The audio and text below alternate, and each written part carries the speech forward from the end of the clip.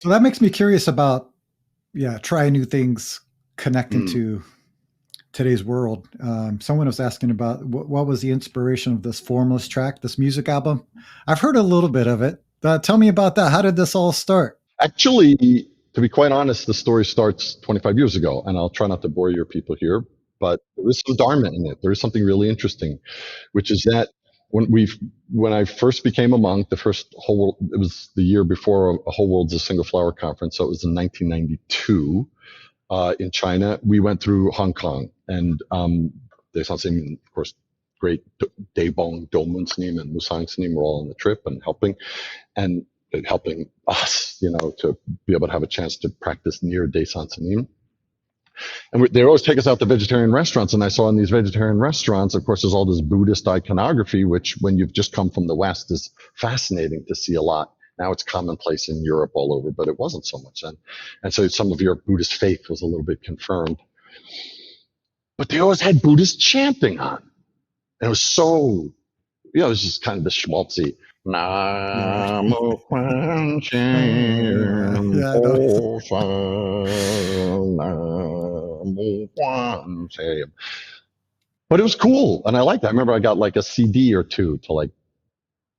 And the marriage of modern music and that as a way of spreading Dharma. I was already in this exuberant phase of how do we let people know about this? And so anyway, so I just went back to Korea and did training there. But I always remembered that. And we'd go out to restaurants and there was no Buddhist presence. There was no representation of the Dharma in Korean popular culture. And I saw this like, Christian stuff and Christmas, well, the Christmas songs and love songs, and they praised Jesus at the end. It was okay, great, whatever turns you on. But the Buddhist tradition, which, I'd seen both halves of the possibility there. And okay, yeah, teach their own. But one really is an optimized thing for really helping world peace and it's modern and scientific.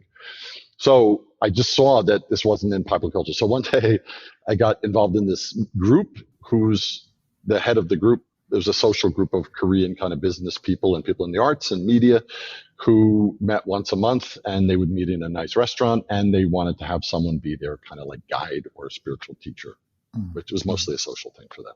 Anyway, I get invited, and a person sitting next to me, they always put me next to, was the mother of this singer whose name is Psy, the singer Psy, Gangnam Style. But this was 20 years before Gangnam Style. He was famous in Korea, but he wasn't this global famous person, which is why I would think to have this idea.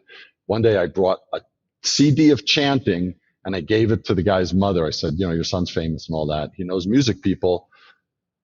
If he would be interested in showing me, it wasn't my teaching, wasn't my voice. I wanted some old Korean monk, but my goal was to get Daesan Sanim's teaching out into the world by any means necessary. I'd never planned, but I had this dim sense of paying it back. Seriously. The other monks in Quaggas, I used to say I was the Jesuit. I was like this missionary because I'm Catholic background. The Jesuit. Oh, what time the Jesuit's coming in 5 minutes. But I had that about Daesan Sanim's teaching. I still do.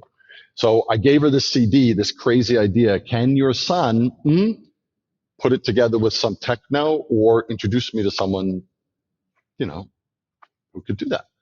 And so I never heard anything back. I wouldn't expect to. Of course, he later became very famous with, he was famous, but he became globally famous with the song. I just forgot about it. Whatever. I don't care. Other projects and books to do for his real books. Then about a year into the pandemic, a gentleman from the UK named an artist by the name of Arman Ray contacted and said, I'm a Buddhist for 20 years in Throstle Hole. And my teacher died some years ago, and I've been looking at Dharma teachings on the internet, and I connect with these teachings that have your name on it. And do you mind if I put really the Dharma talk voice to some music? Can I send you a song just because he's retired, not for money. He says, I'm not thinking about money. I inherited money from my mother and I'm okay. And I just want to do this.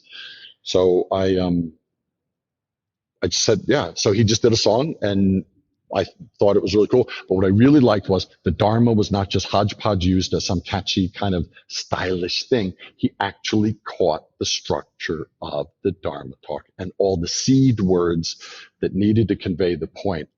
I'm still blown away. this guy just caught it. So I'm just really grateful. So he said, well, I got some time, pandemic, got some time on my hands. Can I do 12 more? And so I started to get a little bit more involved, and then with some remixes and some extended ones to get into the space of the song, it's turned into a couple of remixes. It's not to make money. It's all for free on somewhere. And one place where he said you have to have it for a download and iTunes, I have made paperwork so that it only goes to Zen Center Regensburg. I'm not here to make money off the Dharma, as with all of the books that I was involved with. It would be a sin beyond sins.